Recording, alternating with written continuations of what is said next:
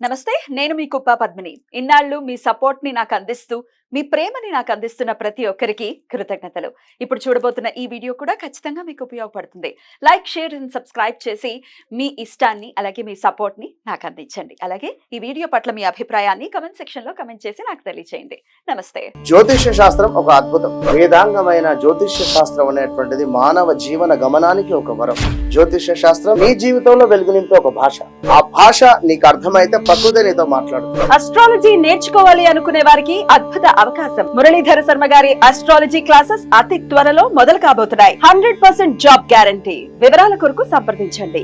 నమస్తే, welcome to our channel. నేను పద్మిని. ప్రస్తుతం పాటు ప్రముఖ ఆధ్యాత్మికవేత్త, astrologer, tarot card reader and Vedic nutritionist Shrimati Vanaja Ramisetti garu మనతో పాటు ఉన్నారు. మాట్లాడదాం. నమస్కారం అండి.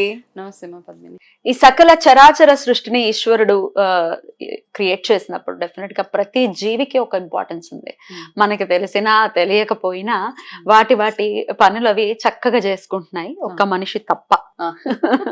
అందుకే కదా అదే అన్ని హ్యాపీగానే ఉన్నాయి.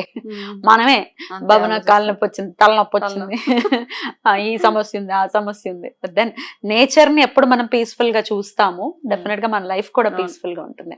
రైట్. అయితే ఈ పక్షుల గురించి ప్రత్యేకంగా ఈ రోజు మనం మాట్లాడుకుంటే మేడం, కాకులు డెఫినెట్ గా పితృదేవతలకి సింబాలిక్ గా చెప్తూ ఉంటారు. డెఫినెట్ గా వారి అనుగ్రహం ముందు ఉండాలి, ఫస్ట్ గేట్ లో వాళ్లే ఉంటారు, తర్వాతే భగవంతుడు కాబట్టి. సో మరి ఈ కాకులకి సంబంధించి చాలా ప్రశ్నలు వస్తుంటాయి. ఒక్కొక్కసారి కాకి ఇంట్లోకి వచ్చేసిందని ఒకటి, కాకి తలని తన్నిందని, అస్తమాను అరుపులు అరుస్తుంది మా బాల్కనీకి వచ్చి అని ఒకటి. ఇట్లా కాకి రిలేటెడ్ చాలా ఉంటాయి, డౌట్స్ ఉంటాయి. ఒకసారి క్లారిఫై చేయరా? డెఫినెట్ గా. అయితే కాకిని ఎక్కువగా ఫస్ట్ థింగ్, కాకి అనగానే మనకి శని భగవంతుడే గుర్తొస్తాడు. ఓకే, సో కాకి వస్తే రాగానే మనం శని భగవానుడు బాగాలేదేమో, నాకు అందుకనే కాకి ఊరికనే కనపడుతుంది అనేస్తూ ఉంటాము. కాకి ఏదైనా అరిసినప్పుడు కూడా శుభం అంటారు కొంతమంది, చుట్టాలు వస్తున్నారు అంటారు కొంతమంది, అశుభం అంటారు కొంతమంది. సో ఇట్లా చాలా చాలా ఉన్నాయి. అయితే ఈ మధ్య కాలంలో కూడా మాకు ఎవరో కాల్ చేసి మా ఇంట్లో కాకి వచ్చేసింది, ఇంట్లో కాకి వచ్చింది, సో ఆల్రెడీ మేము చాలా చాలా కష్టాల్లో ఉన్నాము, ఏం చేయమంటారు అని అన్నారు. ఇంకా నేను అంటే కొంతమందికి ఏంటంటే మనకి సైకలాజికల్ గా ఒక ఫీలింగ్ ఉంటుంది కదా, కాకి వచ్చిందంటే ఇంకా నాకు అంతా డౌన్ ఫాల్ స్టార్ట్ అయిపోయింది. సో ఇప్పుడు దీన్ని రెండు రకాలుగా చూసుకోవచ్చు. ఒకటి ఏంటంటే, ఇప్పుడు మామూలుగా పల్లెటూర్లోకి వెళ్తే అక్కడ చూసిన కాకలే ఉంటాయి, ఇళ్లలోకి వచ్చేస్తుంటాయి, వంటింట్లోకి వచ్చేసి వెళ్ళిపోతూ ఉంటాయి.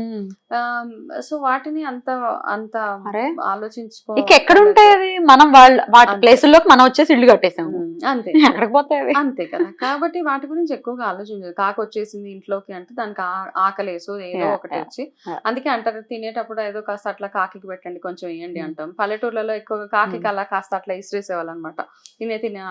ఓకే, కాబట్టి అంత టెన్షన్ పడక్కర్లేదు. ఒకవేళ ఇళ్లలో కాకులు వచ్చేస్తే కనుక మనం చేయాల్సింది, ఎందుకంటే మనకి సైకలాజికల్ గా ఆ ఫీలింగ్ పోదు కాబట్టి, అలా వచ్చినప్పుడు ఏదైనా ఒక శనివారం చూసి శని భగవానుడికి వెళ్ళి మీరు కాస్త పూజలు అవి చేపించుకుంటే సరిపోతుంది అనమాట. ఇంకా కొన్ని కేసెస్ లో ఏంటంటే కాకి తలకి తగిలితే వాళ్ళు మరణం చూస్తారు, ఆ ఇంట్లో ఏదో డెత్ అవుతుంది అంటారు.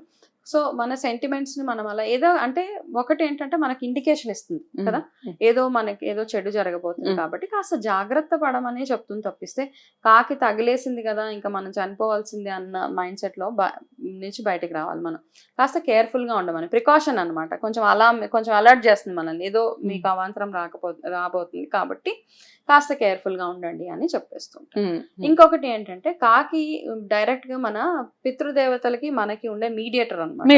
ఓకే, ఆ మీడియేటర్ గానే చూడాలి మనం కాకిని.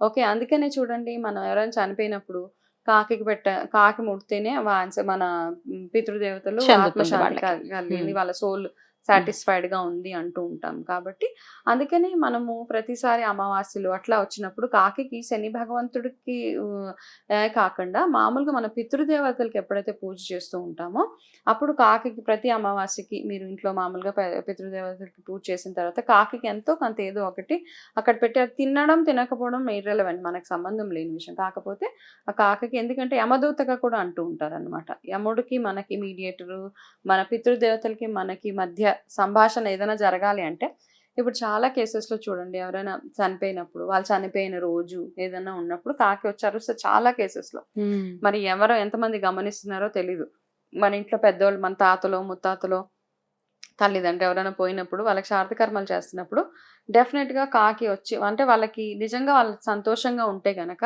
మీరు చేసే పనులు వాళ్ళకి నచ్చితే గనక, మీరు చేసే పితృ తర్పణాలు ఏవైతే ఉన్నాయో అవన్నీ వాళ్ళకి అందితే గనక డెఫినెట్ గా కాకి వచ్చి ఆ రోజు మీకు అరుస్తుందో ఇండికేషన్ ఇస్తుంది. ఇండికేషన్ ఇస్తుంది, నేను వచ్చాను, నేను ఇక్కడ ఉన్నాను, సో నేను మీరు చేసే పూజలు నేను అందుకుంటున్నాను, మీరు ఇచ్చే దానాలు అవన్నీ నేను తీసుకెళ్తున్నాను అని డెఫినెట్ గా మనకు ఒక ఇండికేషన్ ఇస్తుంది. కాబట్టి కాకిని చూడగానే భయపడిపోయేసో బెదిరిపోయేసో చేయక్కర్లేదు. అలా వచ్చినప్పుడు మనకి మన పెద్దవాళ్ళ దగ్గర నుంచి ఏదో ఒక ఇండికేషన్, ఒక ఇన్ఫర్మేషన్, సమ్ మెసేజ్ వచ్చినట్టు చూసుకోవడం అంతే. దాన్ని అలాగే చూసుకోండి. ఓకే, అలా కాకి వచ్చింది అంటే వెంటనే అక్కడ ఉంది అంటే కనుక ఏదో ఒకటి మీకు చేతనైనంత చిన్నగా ఏదో ఒక ఆహారం ఏదో తీసుకెళ్ళి అక్కడ పెట్టేసి దండం పెట్టుకోండి. మీ పితృదేవతలందరికీ కాస్త దండం పెట్టుకొని మమ్మల్ని చల్లగా చూడండి అని చెప్తే సరిపోతుంది. అంతకు మించి మనం పెద్దగా భయపడాల్సిన అవసరం ఏం లేదు. సో కంప్లీట్ గా శనితోనే రిలేట్ అయ్యి ఉందా కాకి? ఇంకేదైనా గ్రహం కూడా? గ్రహంతో కూడా, రాహు అండ్ శని ఈ రెండిటికి అన్నమాట. సో ఇవి వచ్చినాయి ఒక్కొక్కసారి మనకి చాలా భయంగా ఆందోళనగా ఉంటూ ఉంటది, ఏదో ఉంది అట్లా ఉన్నప్పుడు మాటికి కాకుల వల్ల మీకు ఇబ్బంది కలుగుతుంది అనుకుంటే గనక, కాకు వస్తుంది ఇంట్లోకి వస్తుంది ఇంటి మీదకి వస్తుంది అంటే ఒకసారి మీ ఆస్ట్రాలజికల్ గా మేము అవన్నీ చూపించుకొని మీకు ఏ గ్రహం వల్ల ప్రాబ్లం ఉందో చూసుకొని దానికి రిలేటెడ్ గా పూజలు చేస్తే సరిపోతుంది అంతే. అంతకు మించి ఎక్కువ భయపడిపోతే మనం ఎంత భయపడతామో అంత ఇంకా డౌన్ ఫాల్ అవుతూ ఉంటుంది మనకి. అవి కూడా ఒక జీవి అంతే, దానిలానే చూడాలి. కాకుల్లో యూనిటీ చూడాలి అసలు. చాలా మంది అంటారు కదా, ఒక కాకి చనిపోతే అన్ని కాకులు వెళ్ళి స్నానం చేస్తాయి. ఇవన్నీ మీరు గమనించారా లేదు? ఒక కాకి బాగోకపోతే అన్ని కాకులు వచ్చే ఎంత యూనిటీగా ఉంటాయి. యూనిటీ అదనమాట. నేనున్నానన్న భరోసా ఇస్తుంది ఆ కాకి. ఇంకో కాకి మనం ఉన్నాం ఎందుకు, ఇంకా దాన్ని అనుకోవడం ఎందుకు? అంతే కదా. ఈ మధ్య కాకులు ఎక్కడ చూస్తున్నాం అసలు వినపడట్లేదు, అసలు కనపడట్లేదు. అంటే ఇక్కడ జంగల్, మనం కాంక్రీట్ జంగల్ లో వెళ్తే కాస్త అంటే కాకులు ఒకటే కదా, మామూలుగా పక్షులు ఏది కూడా మనం చూడట్లేదు. బికాస్ ఆఫ్ దిస్ రేడియేషన్ అనుకోవచ్చు. మనం అసలు తక్కువైపోయినాయి కదా పక్షులవి. మళ్ళీ ఇట్లాంటివన్నీ సెంటిమెంట్స్ అన్ని కూడా తీసుకొచ్చి ఇంకా వాటి మీద రుద్ది ఇంకా వాటిని హెట్రేటెడ్ పెంచుకోవటం తప్ప వాటిని అసహించుకోవడం ఎక్కడా లేదు ఇక్కడ. వాటిని పెంచడం అంత, అంటే వాళ్ళు అవి వస్తే కనుక ఏం చేయడానికి లేదు అక్కడ. అంత భయపడిపోక అవసరం లేదు. అంటే చాలా మంది కొంతమంది మెసేజెస్ చేస్తుంటారు, కాకి వచ్చింది, కాకి దన్నింది, లేకపోతే ప్లేట్ మూతలాగేసింది అని. సో మూతలాగేసిందనా? అయ్యో, ఇదివరకు రోజుల్లో ఎత్తుకెళ్ళిపోయేవి గ్లాసులు చేతుల్లో పట్టుకొని తీసుకెళ్లిపోయి బావుల్లో పడిపోయేవి, మళ్ళీ పడేసేది బావిలో. పల్లెటూరులో ఎక్కడ చూసినా కాకి గోల ఉంటూనే ఉంటది. బట్ దట్స్ క్యూట్ కదా. ఎప్పుడో ఒక పెద్ద ఆ ఇంట్లో మగవాళ్ళు ఎవరైనా దిగడం సామాన్లు కాకి గోల